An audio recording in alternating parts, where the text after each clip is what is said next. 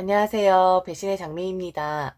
오늘 이야기는 다 차려진 밥상에 숟가락을 올려 놓으려고 하는 염치 없는 시댁에 관한 사연입니다. 노력하지 않는 자에게는 달콤한 열매를 맛볼 기회가 없는 것 아닐까요? 설령 그것이 식구라고 해도 말이죠. 그런데 여기 그 열매를 맛보려고 뻔뻔하게 그 주위를 맴도는 시댁 식구가 있다고 합니다. 과연 어떤 사정이 있었을지 사연 속으로 들어가 보겠습니다. 염치 없고 뻔뻔한 시댁 이야기 많이 들어보았지만 저희 시어머니만큼 모렴치한 사람이 있을까 싶습니다. 참 기가 차게도 시어머니는 노력도 하지 않고 얻어낸 결과물에 숟가락을 얹고 싶어 했거든요. 어떤 생각을 가지고 살면 사람이 이 정도로 잡스럽고 품이라는 것을 찾아볼 수가 없는 건지, 그렇게 결혼 생활 내내 전통 있는 가문이다 어쩐다라는 이야기를 했으면서 말이죠. 저희 시어머니는 항상 그러셨습니다.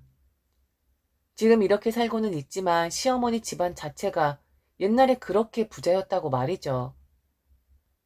크게 과수원을 했었고 시어머니 형제분들 모두 다 대학 공부를 시킬 만큼 교육열 또한 훌륭했다고 하셨습니다. 항상 남편의 외가 쪽 이야기만 하시면서 그렇게 뼈대 있는 집안이었다고 자랑을 하셨죠. 그러면서 꼭 시아버지를 걸고 넘어지셨습니다. 지금 이렇게 형편이 어려워진 것은 바로 시아버지 때문이라나요? 시아버지는 남편이 고등학교 때 사업을 확장하셨는데 그때 좀 무리를 하셔서 빚을 좀 많이 지셨다고 했습니다. 남편의 친가도 외가 못지않게 부유한 집안이었는데 결국 시아버지의 뒤치다꺼리 때문에 모든 돈을 탕진했다 하더군요. 그때 시어머니는 시아버지를 그렇게 말리셨다고 했는데 그래서 지금까지도 시아버지 탓을 많이 하시는 것 같습니다. 제 앞에서 무시하는 발언도 서슴지 않으셨거든요. 네 시아버지 식구들은 돈은 많은데 그걸 제대로 굴릴 수 있는 머리를 가지고 태어나지 못했어. 제대로 배우지도 못하고 똑똑하지도 못한 사람들한테 돈만 있으니까 결국엔 그걸 다 털어먹어버린 거지. 내가 그렇게 뜯어 말렸었는데 아유 저 왼수 덩어리.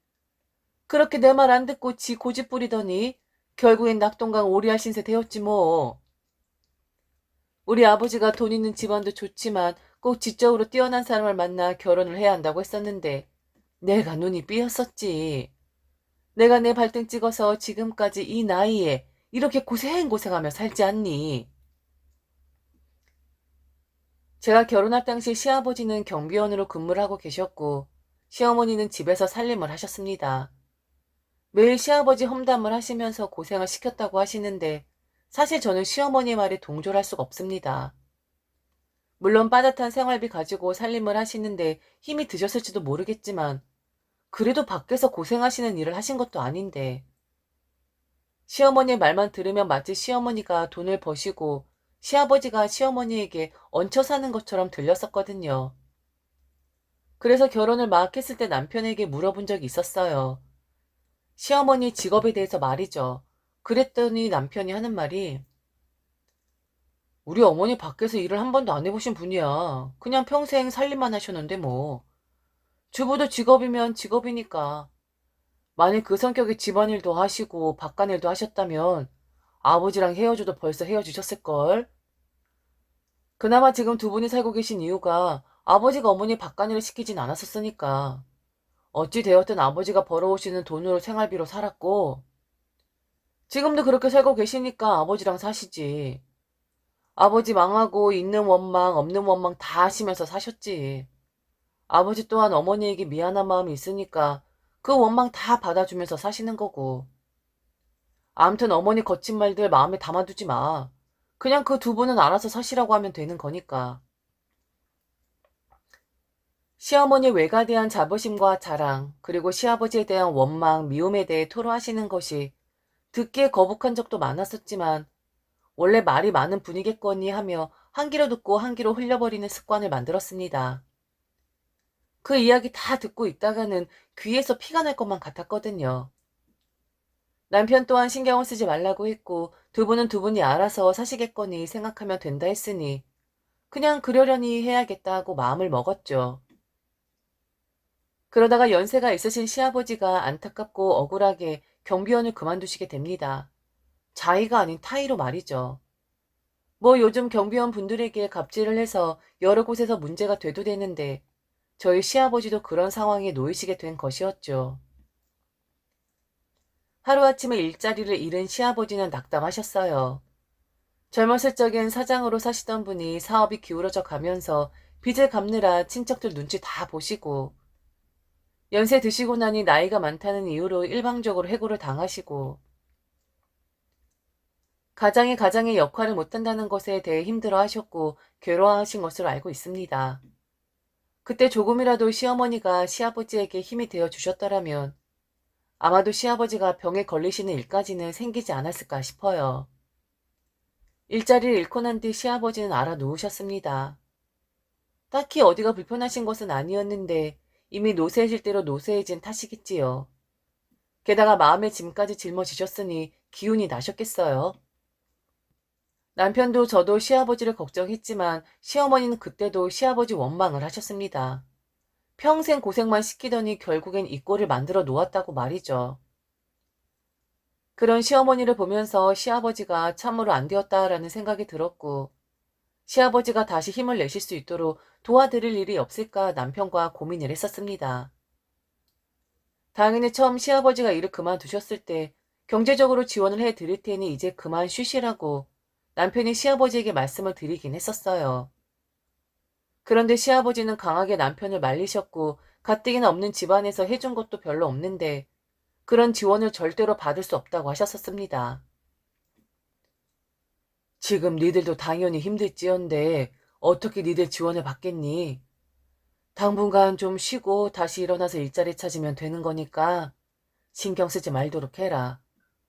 그리고 그동안 넉넉하진 않았어도 나름 얼마씩 저축도 했었고 다달이 연금도 나오고 게다가 보험도 잘 들어놓았으니 어디 아파도 병원 가는데 문제 없어. 일을 해야 한다는 건 다 내가 욕심을 부려서야. 나 아직 일할 수 있어. 어디 아픈 것도 아니고 금방 재정비해서 일할 수 있다고. 도와준다는 말을 하지 말고 염치 없지만 이 아비가 일할 수 있는 곳이 있으면 소개나 해줘라. 그게 나를 더 도와주는 것이야. 최대한 시아버지의 자존심을 건드리지 않는 선에서 해결 방안을 찾아보았고 결국 조심히 시아버지에게 일자리를 추천하게 되었습니다. 그 일자리는 바로 제 일터였어요. 운 좋게 저녁에 간단한 포장과 분류 작업을 하시는 여사님이 계셨었는데 개인사로 인해 일을 그만해야겠다고 말씀을 하셨었거든요. 일이 별로 어렵지도 않았고 경비원 근무하실 때 야간 근무 쪽에 계셨던 터라 6시부터 2~3시간 일을 하는 경우여서 훨씬 더 편하게 일을 하시겠다라는 것이 저희의 판단이었습니다. 시아버지의 고집을 꺾고 그냥 지원을 받으시라 강요를 할 수도 있었지만 남편은 절대로 그렇게 하면 안 될 것 같다고 하더군요. 만일 시아버지가 더 이상 일을 하시지 않은 채 집에 계신다면 더 스트레스를 받으실 것 같다고 말이죠. 생각해보니 그럴 것 같기도 하더라고요. 기력이 하나도 없는 상태에서 시아버지는 저희에게 말씀을 하셨는데 아마도 시아버지로서 아버지로서 남편으로서의 자존심이었다는 것이 분명했으니까요. 몸은 허약해지고 점차 뒤로 밀릴 수밖에 없는 입장이었지만 아직 나는 건재하다라는 것을 자식들에게 증명해 보이고 싶은 그런 마음이 아니었을까 싶습니다. 암튼 남편과 상의 끝에 저희들의 의견을 시아버지에게 전달을 했고 시아버지는 본인 연세에 일을 다시 할 수 있다는 안도감에 기운을 차리시는 것 같았습니다. 그런데 한 달 정도 일을 하시다가 시아버지가 일을 또 하실 수 없는 상황에 처하게 되었어요. 버스에서 하차를 하시다가 얼어있는 도로에 미끄러져 그만 발목에 금이 가게 되었거든요. 별거 아니니 그 발목을 하고 일을 하러 나오신다고 했는데 시아버지를 노예처럼 부려먹는 것 같은 기분이 들어서 당분간은 제가 시아버지 대신 그 일을 하겠다고 이야기를 했습니다. 게다가 수술까지 하셔야 하는 분을 일을 하러 나오신다는 게 말 자체가 되지를 않았으니까요. 퇴근 시간이 1~2시간 더 늦어지는 것뿐이고 안전하게 수술 잘 받으시고 발목이 나으시면 다시 출근을 하시면 되니 문제 없을 것이라고 안심을 시켜드렸습니다. 그런데 시아버지는 절대로 그럴 수 없다고 피해를 끼치면 안 되는 것이라고 고집을 피우셨고 결국 시부모님 상의 끝에 당분간만 시어머니가 대신 나와서 일을 하시게 되었습니다.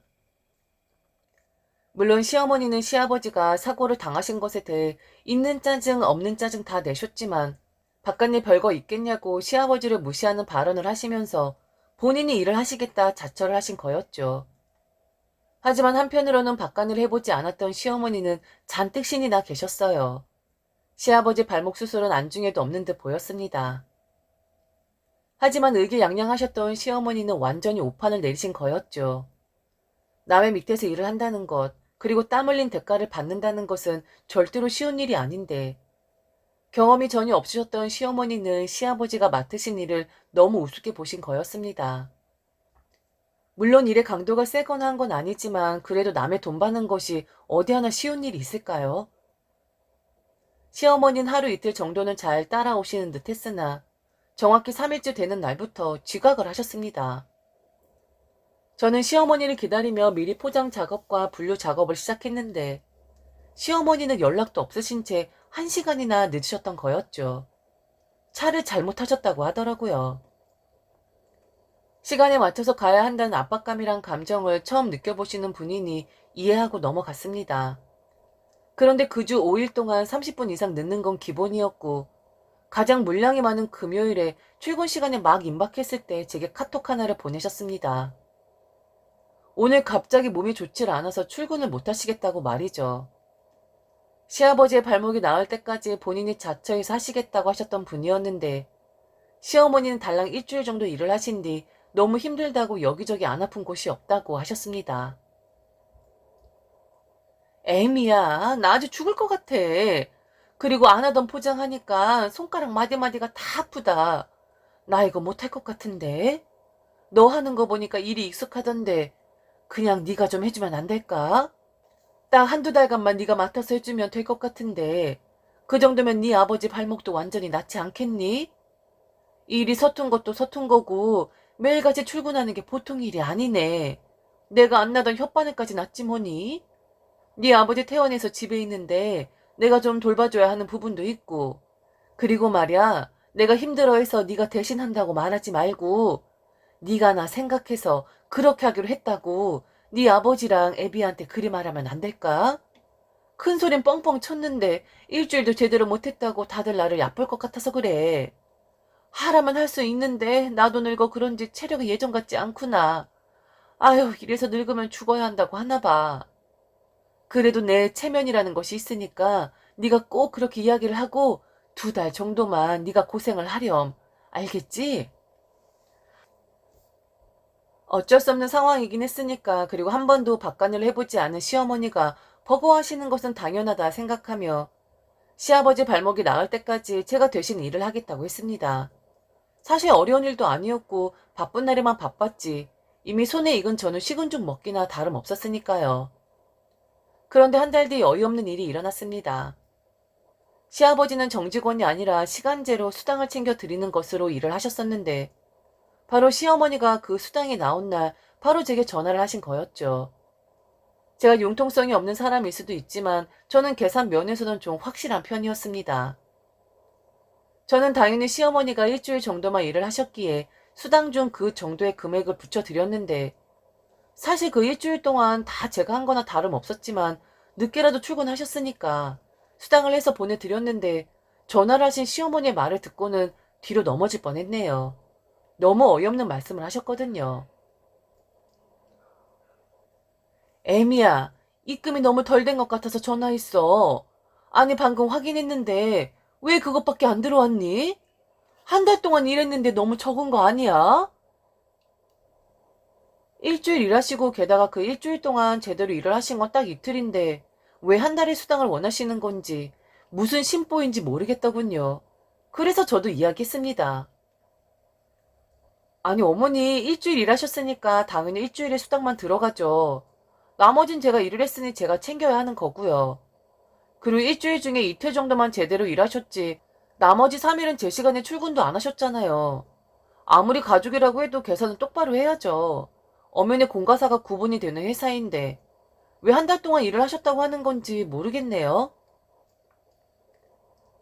아니 애미 너 정말 이렇게 융통성이 없니? 일전에 내가 너한테 부탁했잖아. 네가 나를 생각해서 나 대신 일을 하겠다고 우겨서 내가 지금 네 시아버지 돌보고 있는 거라고. 네가 등 떠밀어서 어쩔 수 없이 일을 못하게 된 거라고. 네 시아버지한테 그렇게 얘기했는데 일주일치 월급만 주면 어떡하니? 나는 네가 일하지만 나한테 한 달 일한 월급 줄 거라고 그렇게 나를 안심시켰다고 이렇게 네 시아버지한테 말해놓았단 말이야. 그렇게 이야기했으면 눈치껏 탁탁 못하니? 그리고 그 회사는 그렇게 확실하게 하지 않아도 되는 곳이잖아. 너 정말 야멸차게 왜 이러니? 얼른 나머지 월급 이체시켜라. 니네 시아버지가 눈치채기 전에 얼른 넣으라고. 얼마 안 되는 돈이었지만 시어머니의 당당한 요구에 기가 찼습니다. 그리고 시아버지에겐 어떤 식으로 이야기를 하셨는진 모르겠으나 아주 저런 사람을 지극정성인 그런 며느리로 만들어 놓으셨나 보더라고요. 그래도 어쩌겠습니까? 시어머니를 위해서가 아닌 시아버지 마음 편하시라고 나머지 돈을 이체해 드렸고 그렇게 한 달간 더 호구 노릇을 했죠. 몸이 피곤한 것보다 마음이 매우 불편하더라고요. 억지스럽고 본인의 편의만 생각하시는 시어머니 모습이 말이죠. 하지만 참아드렸습니다. 그동안 살가운 며느리 노릇 제대로 못한 거 맞고 게다가 저희에게 손 벌릴 생각 평생 안 하시겠다 했으니 그 값을 2달 동안 갚는 거다라고 마음을 먹으니 그나마 좀 편안해지는 것 같더라고요. 이후 시아버지는 완벽하게 낫진 않았지만 그 발목을 하신 상태에서 회사에 나오셨고 저녁에 2~3시간 동안 포장과 분류 작업을 하셨습니다. 그 모습을 보니 그냥 아무 말 없이 잘했다 싶더라고요. 그런데 시어머니가 이상한 곳에 눈을 돌리기 시작하셨어요. 해야 하는 일은 안 하시고 힘들다 하셨던 분이 참 자세히도 보셨더군요. 사실 제가 일하고 있는 회사는 저희 가족 회사입니다. 그래서 시어머니도 확실하게 안 해도 되는 회사라는 둥 그런 말씀을 하시면서 수당을 다 챙겨달라고 당당히 요구를 하셨던 것이었고요. 지금 다니고 있는 회사는 저보다 먼저 일을 시작한 동생의 대표로 되어 있고 저는 이 회사의 팀장으로 있으면서 따로 개인 사업자를 내서 다른 사업체를 운영하고 있습니다. 처음 개인 사업자를 낸 이유는 제가 이 회사에서 담당하는 부분이 미디어 사업부인데 그 역량을 더 발전시키기 위해 회사 빌딩 로비 1층에 북카페를 오픈을 하게 되었거든요. 촬영 장소라던가 북콘서트라든가 등등 자주 장소 협찬을 위해서 많은 돈을 지불을 해야 해서 그 부분이 부담이 되어 아예 제가 북카페를 차린 것이었죠. 조금씩 입소문이 나게 되면서 작지만 알차게 제가 운영하고 있는 북카페에서는 꽤나 많은 행사가 열렸고 그걸 저희 시어머니가 보시게 된 것이었죠. 그 짧은 일주일 동안 말이죠. 이후 시아버지가 출근을 하시면 시어머니는 함께 오셔서 그 카페 한자리를 차지하고 계시는 경우가 많아졌습니다. 처음에 시아버지 몸이 불편하시니 도와주시려고 오셨나 했는데 회사에 들어오시지도 않고 언젠가부터 그 카페에 습관처럼 가시더라고요. 그리고는 시아버지가 일을 하실 동안 시어머니는 카페에 앉아 계셨고 시아버지가 일을 마치면 함께 퇴근을 하시더군요. 그런 행동은 몇 달 정도 지속이 되었던 것 같습니다. 그런데 하루는 시어머니가 저를 부르시더니 갑자기 카페에서 일하는 남자 직원 험담을 하시더라고요. 에미야, 우리 카페에서 일하는 그 기생오래비 같이 생긴 남자 있잖니? 내가 자세히 보니까 그 녀석 행실이 좀 안 좋아 보이더라. 그 여직원은 성실하게 일하고 손님들에게도 방긋방긋 웃으면서 친절하게 대하는데 그 녀석은 너무 불친절하고 자꾸 자리를 비우는 것 같아. 내가 몇 달 지켜본 바로는 그 여직원만 다 일하는 것 같더라고. 너 몰랐지? 그 기생오라비 같은 놈 아무래도 우리 카페에서 내보내야 할 것 같아. 도움이 전혀 안 되는 것 같더라. 네가 그냥 믿고 직원들한테만 맡기니까 이런 일이 생기는 거야. 만일 내가 지켜보지 않았으면 너 그동안 몰랐을 거 아니니. 안 그래? 갑자기 남자 직원에 대해 신랄하게 비난을 하시는데 왜 저런 말씀을 하실까 의아했습니다. 아무리 그래도 손주뻘이고 사장인 제가 봤을 땐 별 문제 없어 보이는데 시어머니가 너무 나서시는 게 아닌가 싶었어요. 게다가 우리 카페라뇨. 거기는 우리 카페가 아니라 제 카페인데 말이죠. 그래서 저는 말씀을 새겨듣고 앞으로 잘 지켜보겠다고 둘러댔습니다. 또한 제가 봤을 땐 아무 문제 없어 보이는데 아마도 어르신들이 보았을 땐 눈에 거슬리는 것들이 있을 수도 있지만 그게 요즘 젊은 사람들의 트렌드라고 이야기를 해드렸죠. 그랬더니 시어머니가 하시지 말았어야 할 말씀을 하시더군요. 네가 자세히 보질 않아서 그러는 거야. 그런 애 때문에 우리 카페 손님 떨어지면 어쩌려고 그러니? 차라리 걔 내보내고 내가 응대를 하는 게 더 나을 것 같더라. 내가 걔보다는 훨씬 더 친절하게 할 수 있다고. 게다가 요즘 시니어들에 대한 이미지도 꽤 좋은 편이잖니? 내가 카페 안에 있으면서 차도 날라주고 이야기도 해주고 하면 지금보다 더 인기 있을 것 같은데? 그래서 하는 말인데 어차피 네 아버지 매일 이곳에 출근하시니까 나도 덩달아 따라 나와야 하잖니. 그리고 너 이 카페 말고도 다른 애 준비하고 있다고 눈코 뜰 새 없이 바쁘다고 애비가 그러더라. 그냥 이 카페 나한테 넘기는 게 어떠니? 내가 책임지고 한번 운영해 볼게. 뭐 너 하는 거 보니까 별로 하는 것도 없더만. 나도 충분히 할 수 있을 것 같아서 그래. 시어머니 이야기를 듣고 놀라지 않을 수 없었습니다. 잘 일어놓은 제 카페를 달라고 하시다니요. 게다가 인수를 원하시는 게 아니라 그냥 거저 달라는 거였습니다. 정말 그냥 땡전 한 푼 주지 않고 앞으로 본인께서 맡아서 잘 운영해 보겠다고 말이죠. 결혼을 하고 집안의 며느리가 되면 며느리 개인의 재산도 시댁 재산이 되는 것인가요? 본인 아들 것도 아니고 엄연히 제 것인데 피 한 방울 섞이지 않은 사람의 재산을 왜 탐내하시는 건지, 그리고 북카페 일이 어디 쉬운 줄로만 아셨나 봅니다. 예전 시아버지 일이 쉬워 보인다고 이까짓 거라고 하셨던 분이었으면서 일주일도 제대로 일을 못하셨던 것처럼요. 그래서 말도 안 되는 말씀 하시지 말라고 확실하게 말씀을 드렸습니다. 어머니, 북카페 운영하는 거 정말 쉬운 일 아니에요.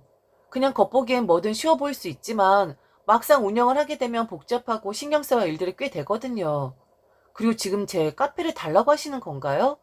왜요? 이거 엄연히 제 일터이고 제 재산인데 왜 그렇게 쉽게 제 재산을 달라고 말씀을 하시는 건지 전 이해가 되질 않네요. 지난번 아버님이 하시는 그 간단한 작업도 제대로 못 하셨으면서. 어머니, 이건 훨씬 더 복잡하고 어려운 일이에요. 지금 하신 말씀은 안 들은 걸로 할 테니까 다신 그런 말씀 하지 마세요. 그리고 앞으로 카페에 앉아 계시지 말고 차라리 아버님 따라오실 거면 사무실로 들어오세요. 저도 아버님 일을 도와드리고 있는데 어머니도 함께 도와주시면 일도 더 빨리 끝나고 하지 않겠어요? 카페에 앉아서 손짓벌 대는 아이 일 잘하는지 그거 살펴보실 시간에 다리 불편하신데도 일하시는 아버님 살펴보시는 게 더 효율적이지 않을까요? 너무 어이없는 일이잖아요. 왜 제가 운영하는 카페를, 게다가 너무 잘 되고 있는 곳을 아무 대가 없이 달라고 하실 수가 있는 건지, 평소에 어떤 생각을 하시고 사셨으면 저런 이야기를 거리낌 없이 하실 수가 있는 건지, 참 세상 물정 참으로 모르시는 분이구나 라는 생각이 들었습니다. 제가 멀뚱멀뚱 시어머니를 쳐다보니 시어머니도 제게 한마디를 더 덧붙이시더군요. 그 말에 저는 폭소를 하고 말았습니다. 애미, 네가 나를 친정 가족으로 생각을 안 하고 살았었구나. 그러니까 네 거 내 거 따지고 들지. 말 맞다나 너는 좋은 친정에 다 해주는 부모 만나서 잘 크고, 게다가 이런 번듯한 가게도 운영하고 있지만 우리 아들은 그러질 못했어. 부모들이 잘못하는 바람에 우리 아들 정말 고생 많이 했었다고. 나나 네 시아버지나 정말 고생 많이 하면서 살았었다. 나 같은 경우에는 부잣집 딸로만 살다가 결혼하고 나서 쫄딱 망하는 바람에 더 적응을 못했었고, 지금 네 시아버지가 네 밑에서 일하는 것만 봐도 딱답 나오지 않니? 넌 아무리 네 시아버지가 괜찮다고 해도 어떻게 그 일을 계속 시킬 수가 있니? 그게 보기가 좋디? 아무리 돈을 받는다고 해도 시아버지 부려먹는 게 마음 편해? 나 같으면 너처럼 그렇게 매정하게는 안 했을 것 같아. 몸 쓰는 일이 아니라 좀 편안하게 일하시라고 먼저 이 카페 이야기했을 것 같아. 평생 일만 하고 자식들 건사하느라 뼈가 빠지게 고생만 한 네 시아버지나 나를 조금이라도 불쌍하게 여겼다면, 아니 조금이라도 친정 부모님 생각하는 것처럼 그리 대했다면 이렇게까지는 안 했을 것 같다. 네 생각엔 내가 뻔뻔하고 어이없다고 생각할 수 있겠지만 난 네가 너무 냉정하고 차가운 사람 같다. 어떻게 가족이고 시부모님인데 이렇게 홀대할 수가 있니? 우리를 부모라고 생각을 했으면 우리 인생이 가엾지 않디? 그렇게 부려먹고 꼭 계산적으로 나와야겠어? 세상 어느 부모님이 고생 하나 안 하고 자식들을 키우셨을까요? 세상 어느 자식들이 본인들 부모님 불쌍하다, 가엾다 하지 않을까요? 시아버지 사업 망하셔서 남편과 시부모님이 힘들게 사신 게 제 탓입니까? 당연히 며느리가 해야 할 도리는 해야지만 제가 지난 한 힘들게 사신 세월을 보상해 드려야 하는 의무는 없는 것 아닐까요? 말마따나 남편으로 인해 인연이 된 분들이지 제 부모님은 아니지 않습니까? 시어머니 울분에 가까운 말씀을 듣는데 어찌할 바를 모르겠더군요. 한편으로 웃기기도 했고 한편으로는 시자의 갑질인가라는 생각도 들었죠. 비단 어머님, 아버님한테만 국한되는 게 아니라 저는 세상의 모든 부모님들이 힘들고 어려운 시기를 보냈다고 생각해요. 저희 부모님들도 마찬가지고요. 저는요, 어머니, 세상에서 저희 부모님이 가장 안쓰럽고 가여워요. 그분들도 자식들을 위해서 힘겹게 싸우셨고 뼈가 빠지게 일을 하셨던 분들이었으니까요. 저보고 냉정하고 매정하다 하셨으니 제 생각을 말씀드릴게요. 저희 부모님은 노력해서 힘겨운 여정을 이겨내신 분들이고 어머님은 그 힘겨운 여정을 이겨내지 못하신 분이라고 생각이 들어요. 그 시절 어렵지 않은 부모님들이 한둘이겠어요? 그런데 그 시절에 대한 보상을 자식이 아닌 며느리에게 대신 갚아달라는 말씀하시는 건 좀 어폐가 있지 싶어요. 제가 클 때 어머니 제게 아무것도 해주지 않으셨잖아요. 그때 우리 서로 모르는 사이였었는데 지난 이야기 하시면서 제게 매정하다 좀 우리를 배려해달라 말씀하시는 건 제 입장에선 오히려 어머니가 매정해 보이시는데요. 그리고 아버님은 조만간 다른 일을 해보시라고 권해드릴 작정이었어요. 저도 아버님 도와드린다고 3시간 정도 늦게 퇴근을 하다 보니 힘이 조금 붙여서요. 다른 분 채용 공고 올려두었으니 아마 곧 연락 오지 싶네요.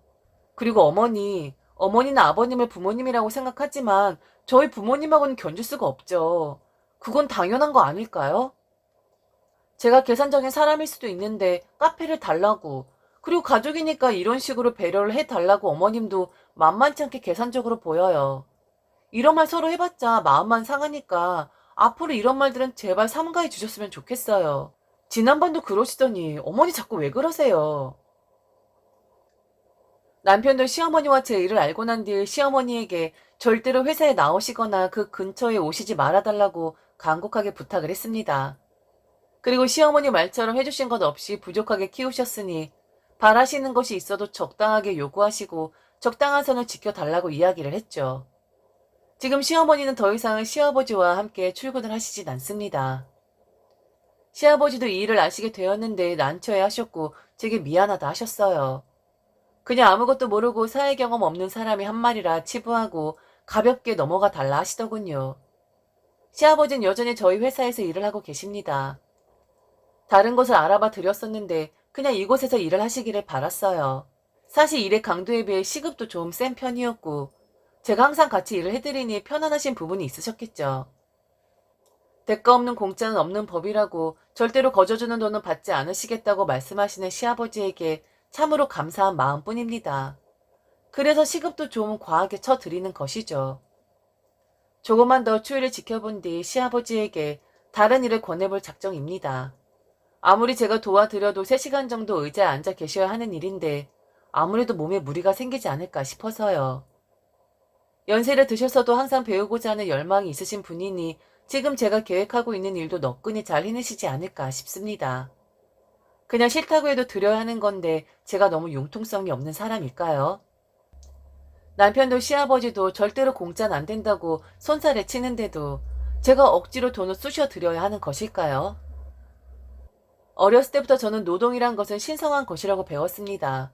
그리고 신성한 노동의 대가를 정당하게 받았을 때 비로소 땀을 흘린 것에 대한 최고의 보상을 받는 것이라고 그렇게 배웠었죠.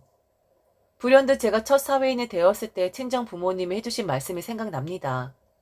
너의 값진 노동을 팔되 너의 자존심을 팔지 말아라. 제 짧은 소견으로는 시아버지는 지금 값진 노동을 제게 제공을 하시는 것이지 공짜 돈을 원하시지 않는다 말씀하시는 것은 자존심을 지키기 위해서가 아닐까라는 생각이 듭니다. 지금까지 들어주셔서 진심으로 감사합니다. 이상 배신의 장미였습니다.